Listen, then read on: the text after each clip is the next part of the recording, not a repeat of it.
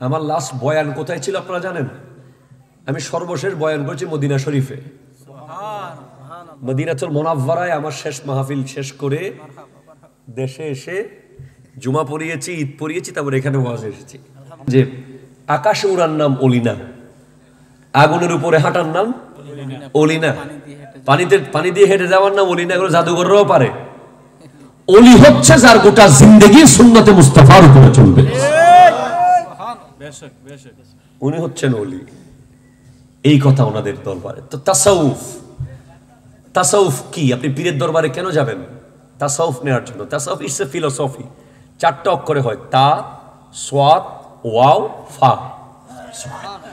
আমাদের দেশে বর্তমানে পীরের নামে, মাজারের নামে, ওরসের নামে যেই পরিমাণ ভণ্ডামি চলে, কথা বলেন ঠিক কিনা? আপনারা আমারে অনেকে বলবেন যে জালাল আবেদিন কাদেরী তো সুন্নি নাই, বলে অন্য কিছু হয়ে গেছে। আমরা আসল সুন্নি। মনে রাখবেন, অনেক পীরের দরবারে আয়া পায়ে পা ধরে বসে থাকে। অবশ্য গাউসিয়া কমিটির যিনি প্রতিষ্ঠাতা আল্লামা তৈয়ব শাহ কেবলা, ওনার সন্তান তাহের শাহ সাহেব কেবলা, ওনার ভাই সাবের শাহ কেবলা, ইনাদের পা ধরে কেউ কোনোদিন সালাম করতে পারে না এই পর্যন্ত, কোনোদিন দেয় না। পায়ের কাছে যেতে পারবেন না আপনি, হাত মিলাবেন। এবং টাকা, ওনাদেরকে আপনি কি টাকা দিবেন?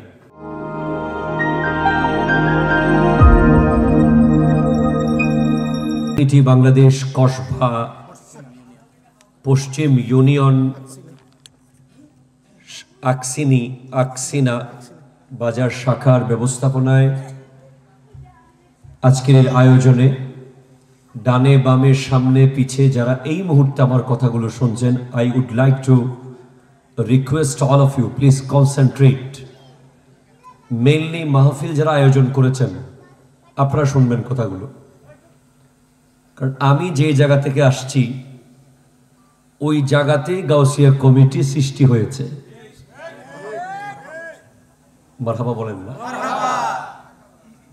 Jamia Ahmadiya Sunni Aliya, one of the biggest Islamic research center in whole Asia, যেখানে 10,000 ছাত্র আছে এখন, 10,000, এবং মহিলা মাদ্রাসা আলাদা, কামিল পর্যন্ত। সেই জামিয়ার যিনি প্রতিষ্ঠাতা, 1954 সালে যিনি প্রতিষ্ঠা করেছেন এই জামিয়া, ওনার বাড়ি বাংলাদেশে নয়। তখন বাংলাদেশ পাকিস্তান আলাদা ছিল না, পুরোটা একটা ছিল।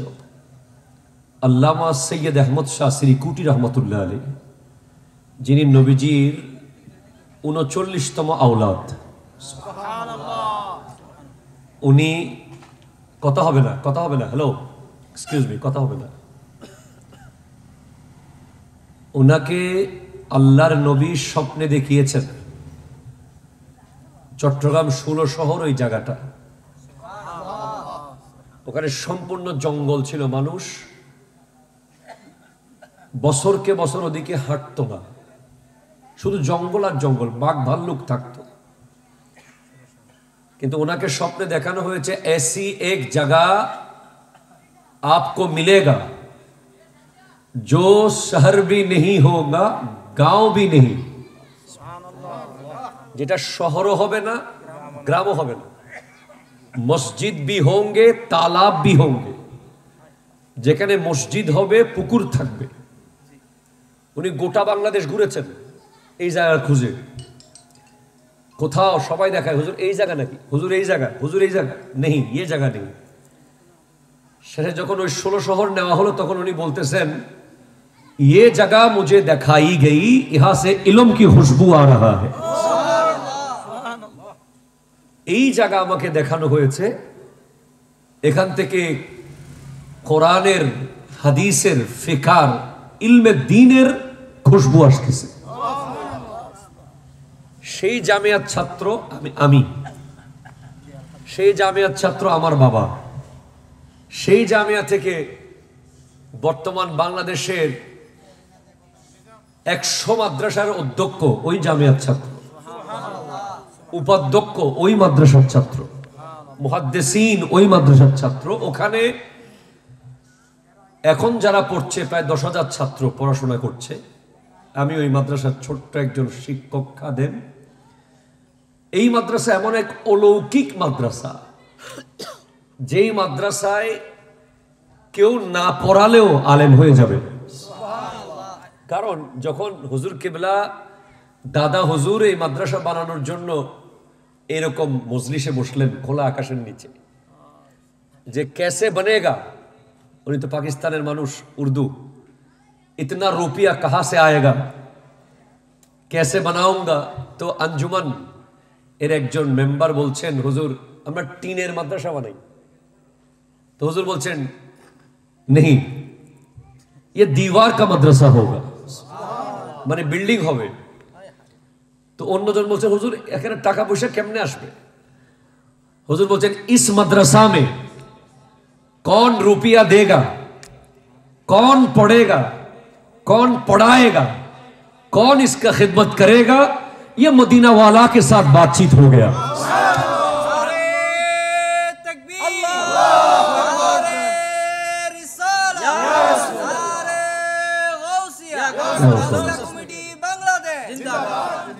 অর্থাৎ এই মাদ্রাসার সাথে কার সম্পর্ক থাকবে, এটা আমার সাথে মদিনাওয়ালা নবীর কথাবার্তা হয়ে গেছে।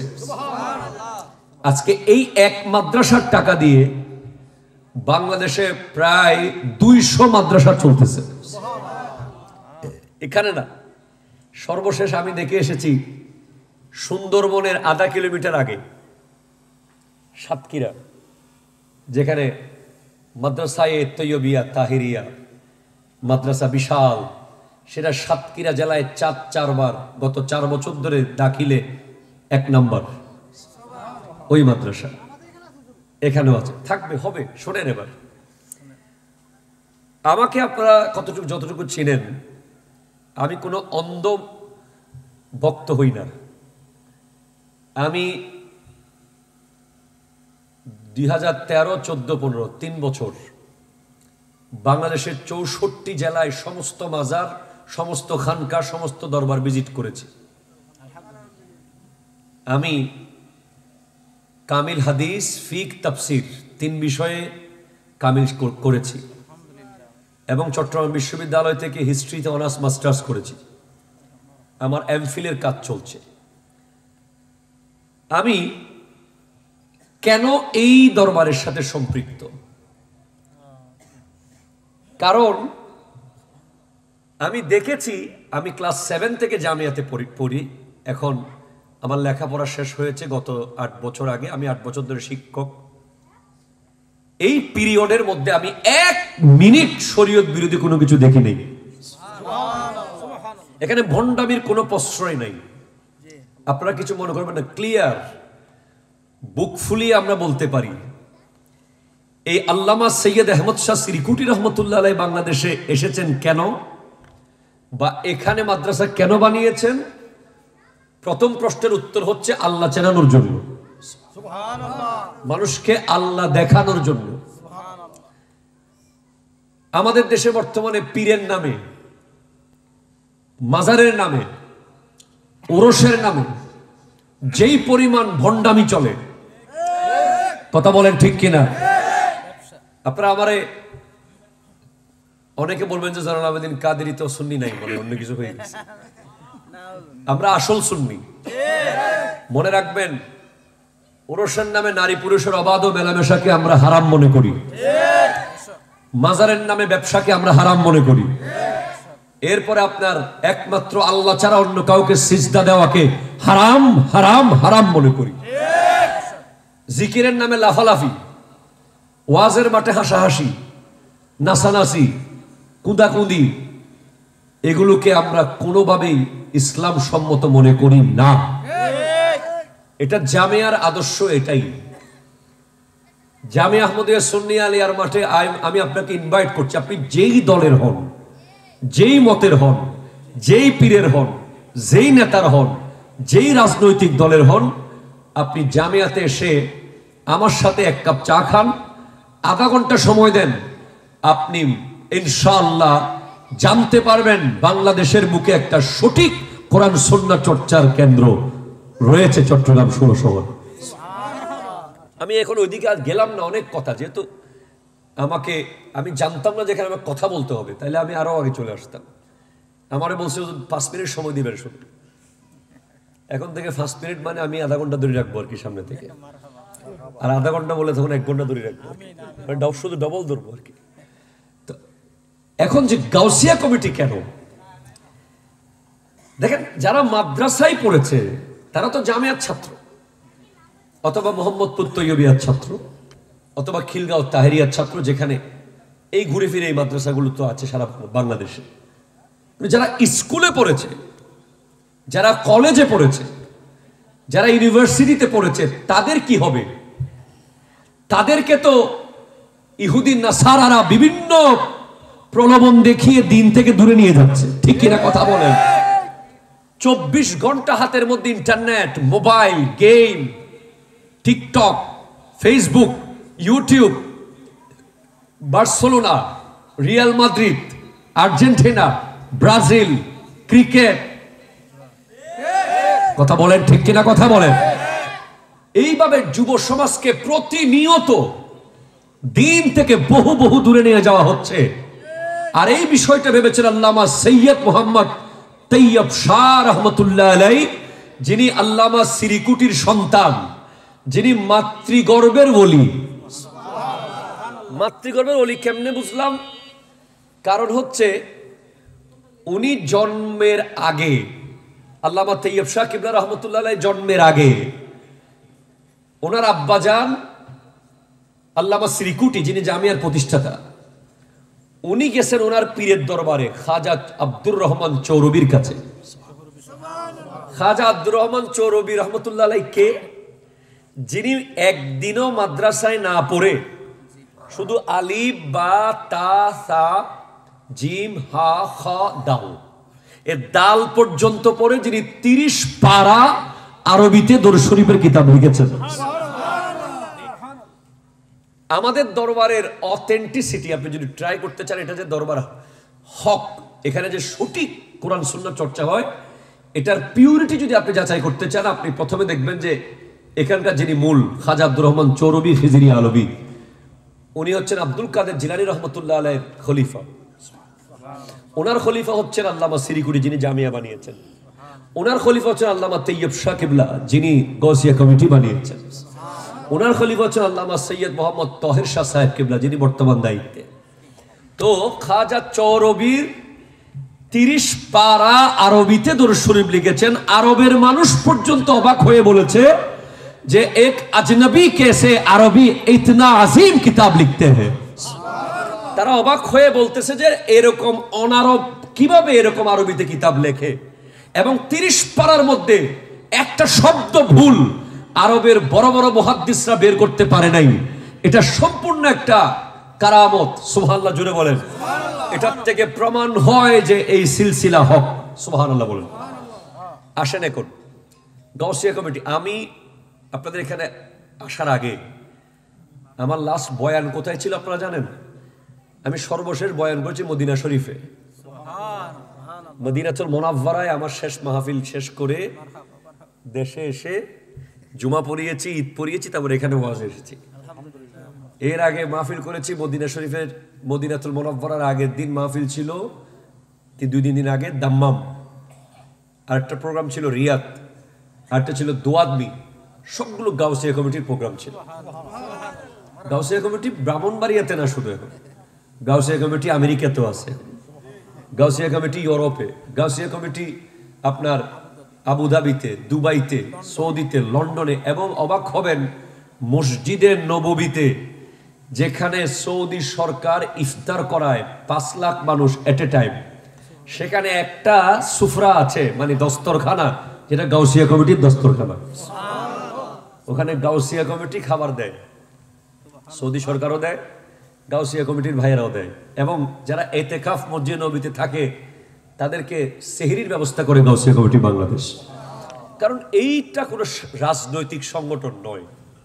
Clear statement, clear. Gausia committee কোনো রাজনৈতিক সংগঠন নয়, এটা অরাজনৈতিক। কি বলেন তো? সবাই বলেন কি? অরাজনৈতিক। এখানে কোনো মার্কা নেই, এই কমিটির কোনো নৌকা মার্কাও নাই, দানের শীষও নাই, দাড়ি পাল্লাও নাই, লাঙ্গলও নাই, কিছু নাই। এই কমিটির মার্কা একটাই, ওই মার্কার নাম হলো শেখ সুলতান সৈয়দ আব্দুল কাদের জিলানী রহমতুল্লাহ আলাইহি। সুবহানাল্লাহ, আসতে বললেন। ওনার ব্যাপারে বিশ্বের কোন আলেমের দ্বিমত আছে? গাউসুল আজম আব্দুল কাদের জিলানী রহমতুল্লাহ আলাইহি সম্পর্কে কোন ঘরানার, কোন দলের, কওমি বলেন, আলিয়া বলেন, কোন মতের কোন আলেমের কি দ্বিমত আছে? জোরে বলেন, আছে নাকি? নাই। এজন্য আল্লামা তৈয়ব শাহ রহমতুল্লাহ আলাইহি চাইলে তৈয়বিয়া কমিটি বানাইতে পারতেন, চাইলে ওনার আব্বার নামে সিরিকুটিয়া বানাইতে পারতেন, চাইলে ওনার আবার পীরের নামে চৌরবিয়া বানাইতে পারতেন। না, উনি বানাইলেন, সংগঠনের নাম দিলেন গাউসিয়া কমিটি, যিনি আব্দুল কাদের জিলানী রহমতুল্লাহ আলাইহির নামে, যাতে করে কেউ এখান থেকে মাহরুম না হয়। আপনি চিশতিয়ার হলেও কাদেরিয়া থেকে এসেছে, আপনি নকশবন্দিয়া হলেও কাদেরি থেকে এসেছে, আপনি মুজাদ্দিদিয়া হলেও গোড়া হচ্ছে আব্দুল কাদের জিলানী রহমতুল্লাহ আলাইহি। এজন্য আপনি যেই পীরের হন, গাউসিয়া কমিটি আপনার। এমন না যে গাউসিয়া কমিটি করলে আপনাকে আমাদের দরবারের মুরিদ হইতে হবে, এ ধরনের কোনো শর্ত নাই। আপনি যেই দরবারের হন, আপনি গাউসিয়া কমিটির মেম্বার হতে পারবেন। এটার উদ্দেশ্য কি, কারণ কি, কেন দেওয়া হলো, সেটা আমরা সচক্ষে দেখলাম। আমি কেন গাউসিয়া কমিটি করি? কারণ এই পৃথিবীতে সবচেয়ে আপন হলো যিনি আপনার মৃত্যুর পরে আপন। সুবহানাল্লাহ, জোরে বলেন না। মৃত্যুর আগে আপনের মধ্যে 1% হলেও স্বার্থ থাকতে পারে। জমির স্বার্থ, ভিটা বাড়ির স্বার্থ, দোকানের স্বার্থ, ব্যাংকের টাকার স্বার্থ, ঠিক কিনা বলেন তো? কিন্তু জান চলে যাওয়ার পর আপনি যখন মাটিতে শুয়ে যাবেন, তখন যারা আপনাকে গোসল করাবে, কাফন পরাবে, কাঁধে নেবে, কবরে রাখবে, কবর দেবে, কবর জিয়ারত করবে, তারা হলো আসল আপন। ঠিক কিনা বলেন? জি। আমি আশা করি না যে আমার সন্তান আমার জানাজায় আসবে। আসলে আলহামদুলিল্লাহ, তার সুযোগ থাকলে আলহামদুলিল্লাহ। কিন্তু আমার সন্তান তো লন্ডন থাকতে পারে, আমার ভাই আমেরিকা থাকতে পারে, আমার আত্মীয় স্বজন দেশে না থাকতে পারে। কিন্তু আমি বিশ্বাস করি যে আমার লাশ যদি এয়ারপোর্টে এসে পড়ে থাকে, আমার লাশ সমুদ্রের মাঝখানে ভাসতে থাকে, আমার লাশ পৃথিবীর যেখানেই থাকুক, একজন ব্যক্তি যদি শুনতে পারে যে গাউসিয়া কমিটির সদস্য, সে অবশ্যই আমার লাশ কাঁধে নিয়ে দাফন করবেন ইনশাআল্লাহ। এটা আমার, আমি এটা আবেগে বলছি না, এটা আমি প্রমাণ দেখেছি। যে আপনারা তো জানেন, টাকার মেশিন যেগুলো দুবাইতে মারা যায়, সৌদি আরবে মারা যায়, মেশিন এয়ারপোর্টে আসে, পরিবার ওই মেশিনটাকে আর রিসিভ করে না। সারা বছর ওখান থেকে টাকা নিছে, প্রবাসীর কষ্টের টাকা, কিন্তু লাশ আনতে আর প্রবাসীকে যায় না। কারণ এত টাকা খরচ করবে কে, এত সিস্টেম কে করবে? এরকম শত শত লাশ এয়ারপোর্ট থেকে নিজের টাকা দিয়ে, নিজেদের ফান্ড দিয়ে রিসিভ করে বাড়িতে নিয়ে গোসল করিয়ে কবর দিয়েছে গাউসিয়া কমিটি বাংলাদেশ। পচা লাশ অর্ধেক পচে গেছে সাগরে, কেউ ধরবে না। চট্টগ্রাম মেডিকেলের সামনে হাত পা পচা। বিএম ডিপুতে, চট্টগ্রামে যে বিএম ডিপু ব্লাস্ট হয়েছিল, যেখানে N95 মাস্ক পরে সেনাবাহিনী থেকে শুরু করে ফায়ার সার্ভিসের মানুষ পর্যন্ত ঢুকতে ভয় পাচ্ছে, সেখানে গাউসিয়া কমিটি কোনো মাস্ক ছাড়া ঢুকে গেছে। কারণ তারা জানে তাদের উপরে প্রটোকল দিচ্ছে কে। সুবহানাল্লাহ, জোরে বলেন না। তারা দেখে ফেলেছে করোনার সময়, কোভিড-19 সময়, যেই ছেলে নিজের ঘরে এক কাপ চা বানায় না, যেই ছেলে, আমি ঢাকায় জুমা পড়াই আমার খিলগাঁওতে, ওখানে একটা টেক্সটাইল ইঞ্জিনিয়ার একটা ছেলে, খুব স্মার্ট, নায়কের মতো ছেলে, যে নিজের ঘরে কোনোদিন কোরবানির গরু ধরছে কিনা সন্দেহ আছে, সে দেখতেছি যে গাউসিয়া কমিটির সদস্য হয়ে কোরবানির দিন চামড়া টানতেছে এক গাড়ি থেকে আরেক গাড়িতে, মাদ্রাসার চামড়া। সে দেখতেছি করোনার সময় মানুষের গোসল করা, রাতের 2টা বাজে গোসল করাচ্ছে, 3টা বাজে লাশ আনতেছে। আমি জিজ্ঞেস করলাম, কিরে তুমি এই কাজ কিভাবে? হুজুর, আপনারা তো কেউ জামিয়ার ছাত্র, কে তৈয়বিয়ার ছাত্র, আমরা তো স্কুলে পড়ছি, আমরা কিভাবে আল্লাহকে রাজি করব সেই সহজ পথটা আমাদেরকে তৈয়ব শাহজুদ দিয়েছেন গাউসিয়া কমিটি বাংলাদেশ। আপনি অবাক হবেন যে গাউসিয়া কমিটি বাংলাদেশের যারা মেম্বার, এরা একজনও করোনার সময় করোনা হয় নাই, অত 24 ঘন্টা লাশ দোয়াইছে, 24 ঘন্টা লাশ দাফন করছে। নারে তাকবীর, নারে রিসালাত, নারে গাউসিয়া। এবং সবচেয়ে বড় কথা হলো, বাংলাদেশে অনেক সংগঠনের নাম আমি বলতে পারবো আপনাকে, যারা একটা লাশ দোয়াই গোসল করাইতে কোভিড-19 এর সময় 1 লাখ টাকা নিছে, একটা লাশ কবর দিতে 50,000 টাকা নিছে, একটা লাশ কবর দিতে 5 লাখ টাকা নিছে। গাউসিয়া কমিটি বাংলাদেশ 5 পয়সা কারো থেকে নিয়েছে এরকম কোন রেকর্ড কেউ দেখাতে পারবে না। যদি কেউ টাকা দিতে চায়, বলেছে মাদ্রাসায় দেন। কারণ আল্লামা সিরিকুটি বলেছেন, মুঝে দেখনা হে তো মাদ্রাসা কো দেখো, মুঝে মোহাব্বত করনা হে তো মাদ্রাসা কো মোহাব্বত করো। আর আল্লামা তৈয়ব শাহ কিবলাকে যদি কেউ মোহাব্বত করতে চায়, উনি বলেছেন গাউসিয়া কমিটিকে মোহাব্বত করো। তা আমি বলবো ভাই, আপনাদেরকে এ কথাই বলে যাব, এই এলাকার মানুষের বড় নসিব, খুশ নসিব, আজকে আপনাদের প্রত্যেকের গলায় আব্দুল কাদের জিলানী রহমতুল্লাহ আলাইহির একটা বেল্ট লেগে গেছে। আলহামদুলিল্লাহ। আপনারা কারা কারা এই বেল্ট নিলেন? একটু হাত তোলেন তো দেখি, কারা কারা স্বতঃস্ফূর্ত ভাবে। নারে তাকবীর, আল্লাহ, নারে রিসালাত, ইয়া রাসূলুল্লাহ। নারে গাউসিয়া।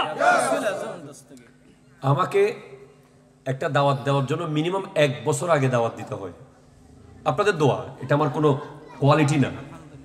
কিন্তু গাউসিয়া কমিটি যদি আমাকে 3 দিন আগেও বলে, আমার যদি সুযোগ থাকে আমি 3 দিন আগেও চলে আসবো। কারণ আমি জয়নুল আবেদিন কাদরির আপাদে মস্তক, এই ইজ্জত, এই সম্মান সবকিছু ওই জামিয়ার কারণে হয়েছে। আর আমি মরার পরে আমার গাউসিয়া কমিটি বাংলাদেশ যেন আমাকে ধোয়ায়, আমাকে গোসল করায়, আমাকে যেন কাঁধে করে নিয়ে যায়, এই আশায় আমি গাউসিয়া কমিটি যখন ডাকবে আমাকে পাবে। আমি তাদেরকে ভালোবাসি, আমি না শুধু, তাদেরকে পৃথিবীর সবাই ভালোবাসে। গাউসিয়া কমিটিকে কেউ যদি অপছন্দ করে, শুধু হিংসা থেকে করবে, অন্য কোনো কারণে গাউসিয়া কমিটিকে অ্যাভয়েড করার সুযোগ নাই।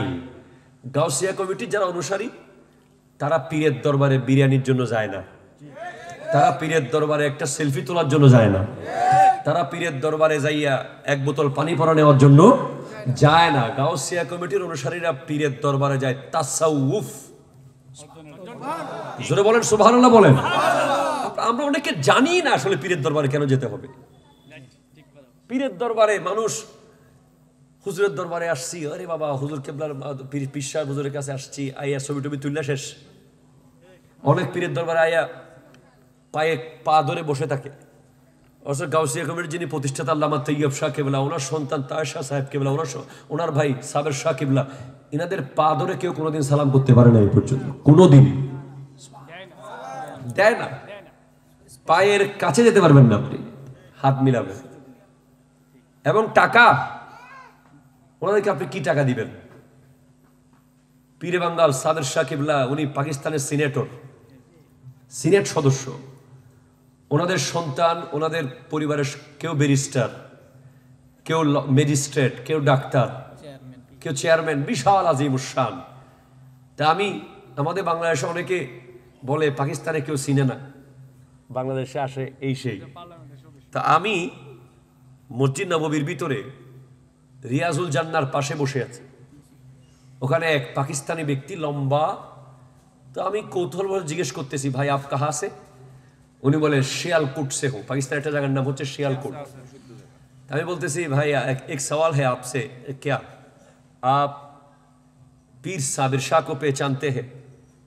उसे है जरूर पहचानता हूं, ये तो बहुत बड़ा सीनेटर है, बहुत बड़ा आदमी है और सूफी भी है।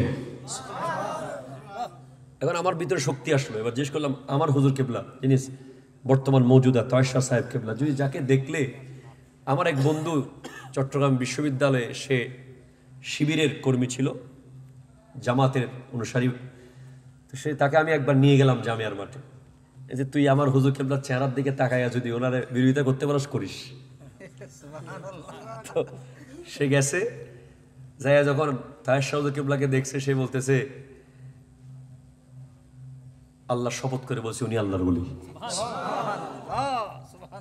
চেহারা বাতাতে হে ইয়া औलाद রসুল হে। তো ওনার কথা জিজ্ঞেস করলাম ওই শিয়ালকোটের মানুষকে, ভাই তয়েশা হুজুরকে চিনেন? হ্যাঁ वो तो बहुत बड़ा वली है। লাস্ট আমি জিজ্ঞেস করলাম উনকে বারে মে কুছ বাতাইয়ে ঘর কে, ওনাদের ঘরের ব্যাপারে কিছু বলেন তো দেখি, আপনি কি জানেন?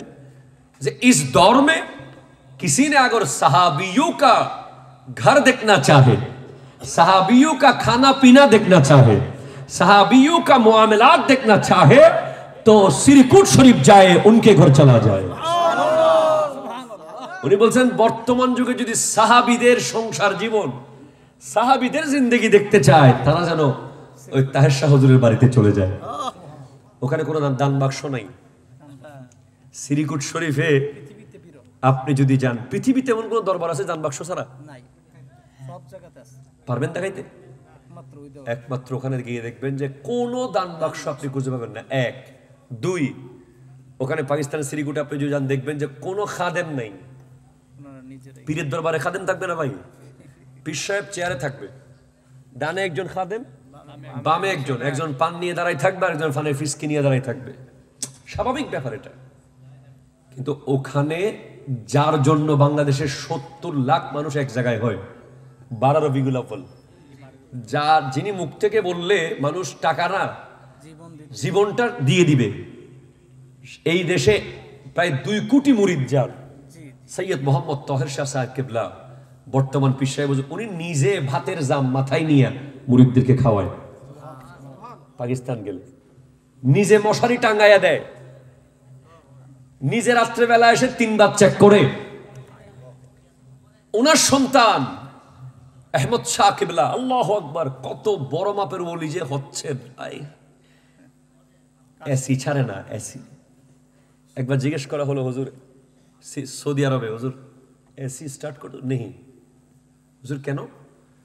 जिस दिन मैंने देखा मजदूर काम कर रहा है धूप में, उस दिन से मैं एसी में रहना बंद कर दिया।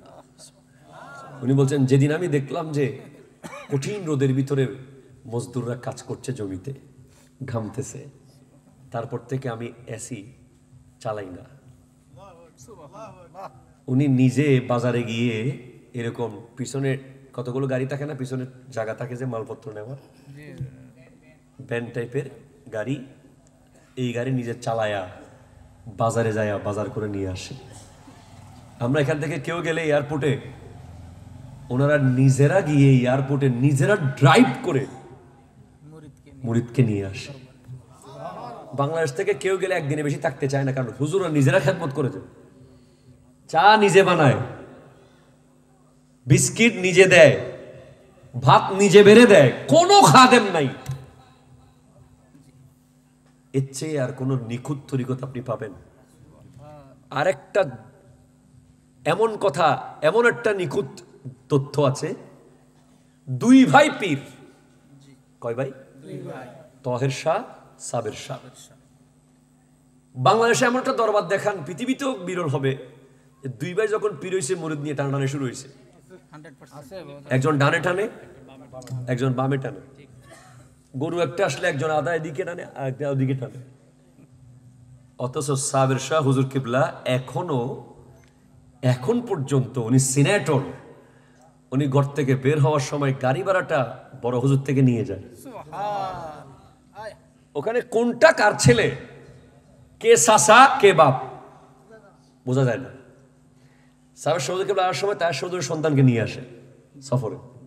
লানে মুঝে আমর কিয়া, বড় ভাই বলে না, হুজুর কেবলা বলে, উনি আমাকে আদেশ দিয়েছেন তাই করাচ্ছি। যাদের গোটা জিন্দেগি সুন্নাতে মুস্তাফার উপরে। ওনাদেরকে জিজ্ঞেস করা হয়েছে হুজুর পীর কে, ওলি কে?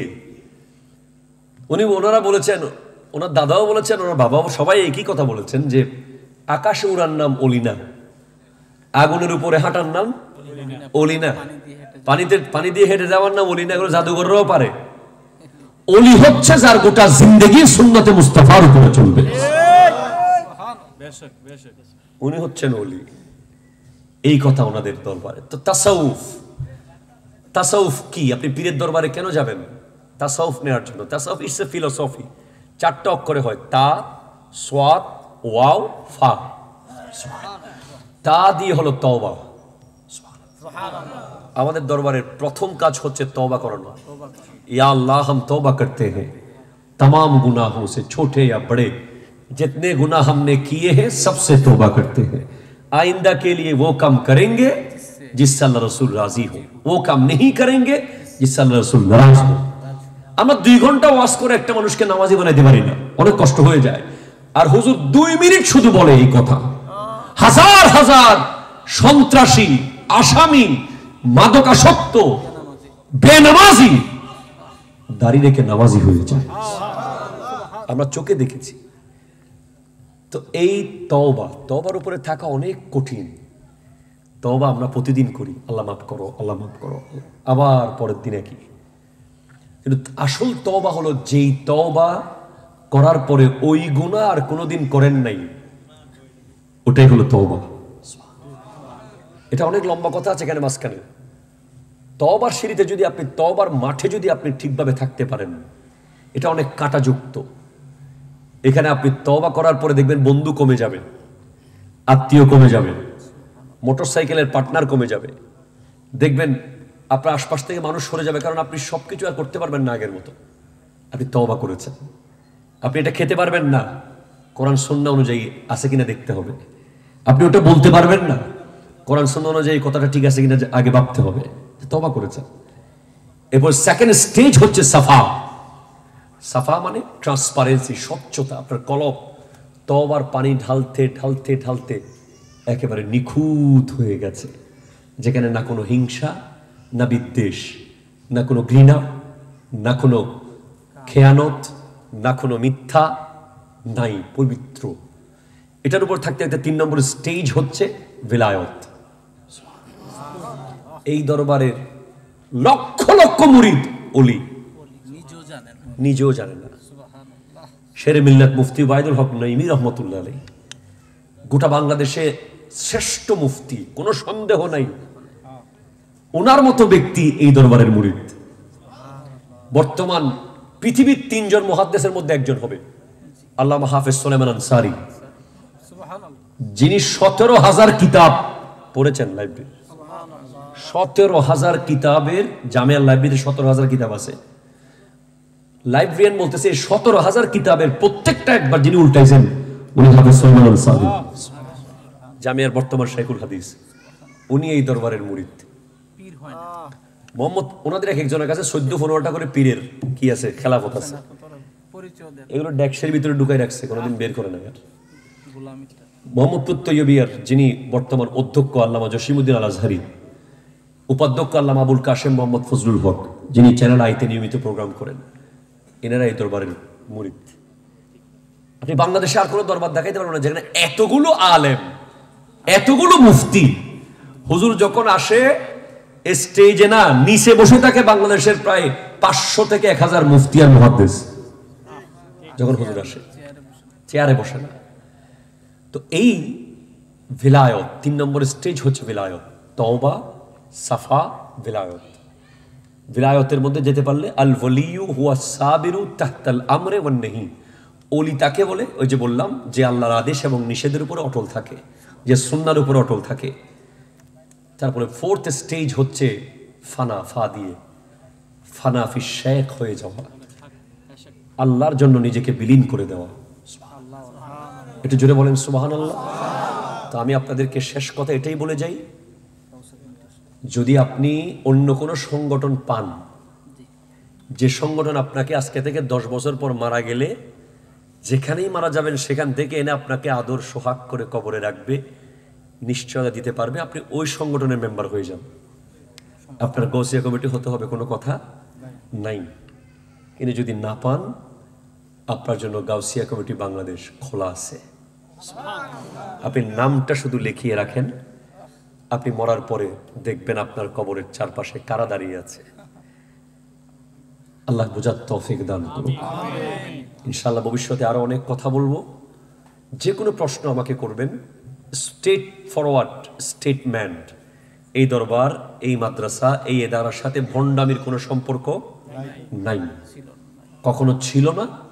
এখানে সবকিছু শরীয়ত এবং তরিকত। শরীয়তের মার্কাজ হলো জামিয়া, তরিকতের মার্কাজ হলো আলমগীর খানকা। আপনারা যাবেন, আপনাদেরকে ইনভাইট করছি, এক নজর দেখে আসবেন। শুধু দেখলে আপনার মন শান্ত হয়ে যাবে।